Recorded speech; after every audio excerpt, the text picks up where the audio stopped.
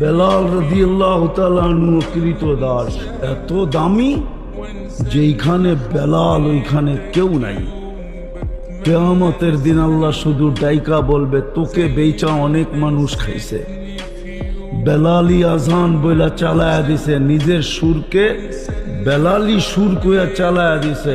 আদ্দিন লানা লিয়াউমা ইয়া বেলাল, আজকে একটা আজান শোনায়া দুনিয়াকে শোনায়া দে তোর আওয়াজ কিরকম ছিল।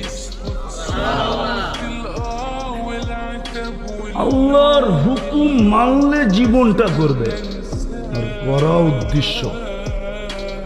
কেননা বিনা পয়সায় সার্ভিস দেন 24 ঘন্টা।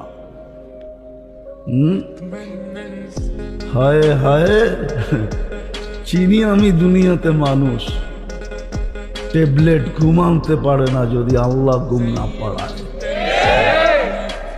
আর কোনো ডাক্তার লেখা দিবে না ট্যাবলেট খায়া ঘুমাইলে ওইটাকে ডাক্তারি থিওরিতে ঘুম বলে না। বিশ্বাস হয় না? মনে হয় না।